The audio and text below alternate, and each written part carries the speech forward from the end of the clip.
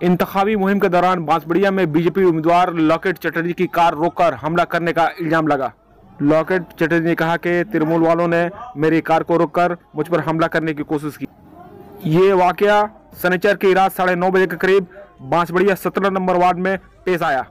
इस मामले में हुगली जिला तृणमूल कांग्रेस के सदर अरिंदम गोविंद ने इल्जाम को बेबुनियाद बताते हुए कहा कि लॉकेट चटर्जी 5 साल खुद गायब रही हैं और इसी वजह से उनके अपने लोगों ने उनसे नाराजगी जाहिर की है।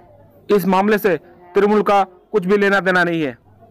इस वाक़े के बाद लॉकेट चटर्जी एक वीडियो जारी करके मामले की तफसीलात कुछ ऐसे बयान की। चलिए सुनते हैं।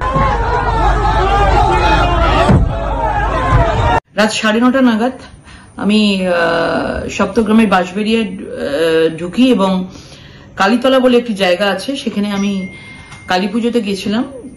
আমাকে ওখান থেকে ইনভিটেশন দেওয়া হয়েছিল, বলেছি মাকে পুজো দিয়েছি এবং দিয়ে যখন গাড়িতে উঠে গাড়িটা স্টার্ট করেছি দেখতে পাই যে কিছু লোক একটা বড় বাঁশ 3-4টে বাঁশের ওপরে একটা ছোট কালো পতাকার মতন লাগানো এবং তারা আসছে এবং উল্টো পাল্টা অসভ্য ভাষায় গালাগালি দিচ্ছে, নোংরা কথা বলছে এবং গো ব্যাক স্লোগান দিচ্ছে। মোটামুটি গাড়িতে মানে মারতে থাকে গাড়ির মধ্যে অনবরত এবং আপনারা বুঝতে পারছেন যে গ্লাস গাড়ির মধ্যে রয়েছে এবং সেগুলো মানে ভেঙে যেতে পারে এবং সেই অবস্থায় চারিদিক দিয়ে গাড়ির মধ্যে মারতে শুরু করে এবং সিকিউরিটিরা গাড়ি থেকে নেমে যায়।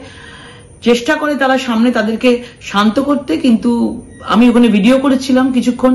আমি দেখছি ভিডিও করছি, ভিডিও দেখতে দেখতে তারা আরো বেশি করে করছে, যাতে আমি ভিডিও করছি ওরা দেখ মানে আরো যেন আরো বেশি বাড়াবাড়ি করতে পারে। আমি ভিডিওটা বন্ধ করে দিই কারণ ওরা এত বাড়াবাড়ি করছিল এবং তারপরে আমার সাইডের কাছের কাছে আসে, এসে ওটাকে ভাঙার চেষ্টা করে এবং একজন গাড়িতে ওঠার চেষ্টা করছিল কারণ সেই সময় গাড়িতে কেউ ছিল না, আমরা সিকিউরিটিরাই গাড়ির বাইরে ছিল এবং গাড়িতে ওঠার চেষ্টা করছিল।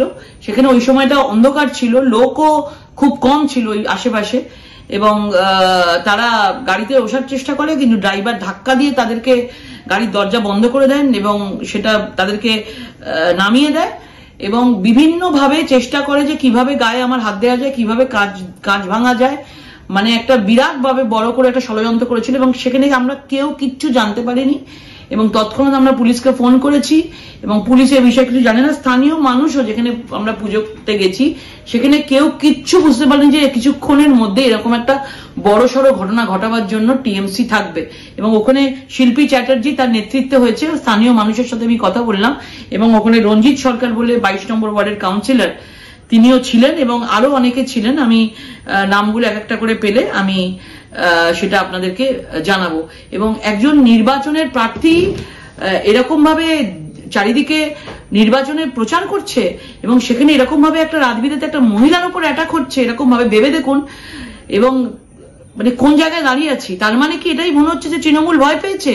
আজকে সারা হুগলি জেলা জুড়ে যেভাবে দুর্নীতি, যেভাবে মাফিয়াদের কথা, যেভাবে আমি বিভিন্নভাবে এভিডেন্স সহ আমি তুলে ধরছি, সেই জন্য এরা ভয় পেয়ে যাচ্ছে যে আজ বাদে কাল তাদের কি কি না হয়।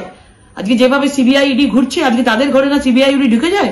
কিন্তু যত এরকম করবে মনে রাখবেন আমি তত বেশি করে এটা বলবো।